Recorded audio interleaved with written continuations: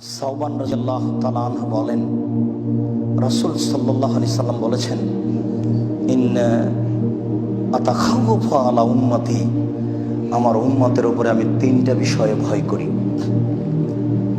আমার উম্মতের উপরে আমি তিনটা বিষয়ে ভয় করি। এক, আইম্মাতাম মুজিল্লিন, ভ্রান্ত হুজুর। হুজুর হবেন ভ্রান্ত, এটাই আমার ভয়। এটাই আমার ভয় যে হুজুর দিয়ে শিরক চালু হবে, শিরক। হুজুর দিয়ে বেদাত চালু হবে, হুজুর দিয়ে পাপ চালু হবে, এটাই আমার ভয়।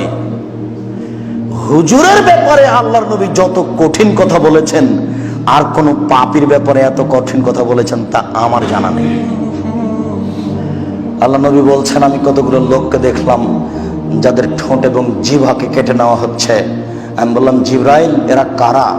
তখন জিবরাইল আলাইহিস সালাম বলছেন, এরা আপনার উম্মতের বক্তা, যারা বক্তৃতা করে বেড়ায় তারা। পৃথিবীর কোন মানুষের, কোন পাপীর, সে যত বড়ই পাপ করুক না কেন, তার ঠোঁট জিহ্বা কেটে নেওয়া হবে না হুজুর ছাড়া, সে যত বড়ই পাপ করুক। আল্লাহ নবী বলছেন, দেখি একটা লোককে পাথর দিয়ে মাথা ফাটিয়ে দেওয়া হচ্ছে। আমি বললাম, ঘটনা কি, এ কে?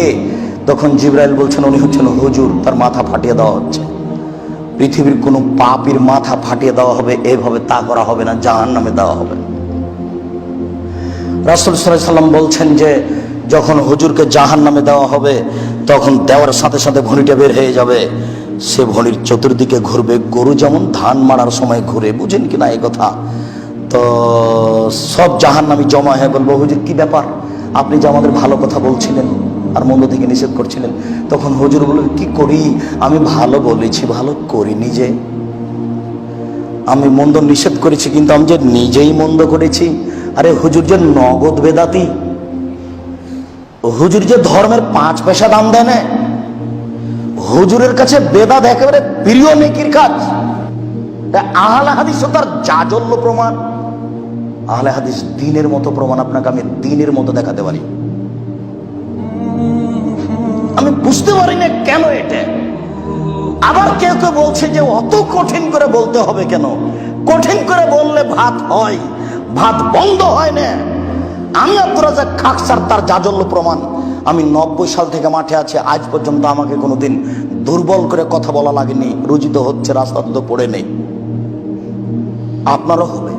আপনি পিছে হটেন কেন? পিছে হটবেন কেন? কোন স্বার্থে পিছে হটবেন?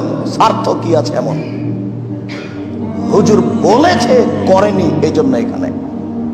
সম্মানিত মসজিদের মুসল্লি, আল্লাহ রাসূল বলছেন, আমার পরে কতগুলি হুজুর আসবে, ওদেরকে ওরা আমার সুন্নাতকে বাদ দিয়ে অন্য সুন্নাত চালু করে বলবে এটা নবীর সুন্নাত। এই কথাটাকে আপনি কি মনে করেন? হাদিস তো বুখারী মুসলিমের।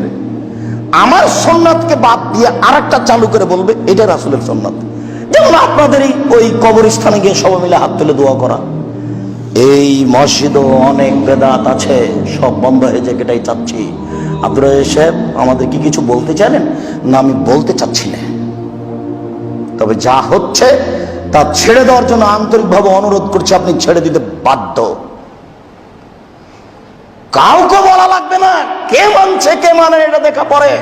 আল্লাহ রাসূল বলছেন, ওই আলেম, ওকে দেখতে লাগে মানুষ, ওর অন্তর হলো শয়তানের অন্তর।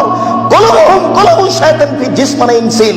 ওকে দেখতে লাগে অন্তর, ওর অন্তর হলো, ওকে দেখতে লাগে মানুষ, ওর অন্তর হলো শয়তানের অন্তর। ওকে দেখতে লাগে মানুষ, ওর অন্তর হলো শয়তানের অন্তর। বুখারী মুসলিম। কি দিয়ে বুঝায় আপনাকে? এত বড় কঠিন কথা পৃথিবীর কোন পাপীকে আল্লাহ নবী বলেননি। জেনা করলো বলেননি, চুরি করলো বলেননি, শিরক করলো বলেননি। আল্লাহ নবী বলছেন, হুজুরকে দেখতে লাগে মানুষ, হুজুরের অন্তর শয়তানের অন্তর। কি বুঝলেন আপনি? হাদিস তো বুখারী মুসলিমের। 3 শ্রেণীর মানুষ দিয়ে জাহান্নাম চালু হবে, উদ্বোধন। তার এক শ্রেণীর মানুষ হলো হুজুর। আমার জীবনে বড় ভয় 3 শ্রেণীর মানুষ নিয়ে। 1, ভ্রান্ত হুজুর।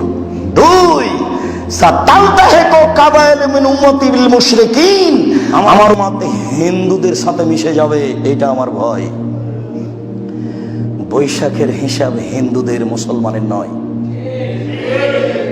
আমার জীবনে বড় ভয় আমার উম্মত হিন্দুদের সাথে মিশে যাবে, এইটা আমার ভয়। আমি অনুবাদক, আমি 19ও করিনি, আমি 20ও করিনি।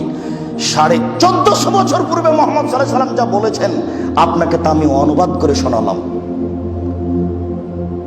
আমার জীবনে বড় ভয়, আমার উম্মত হিন্দুদের সাথে মিশে যাবে।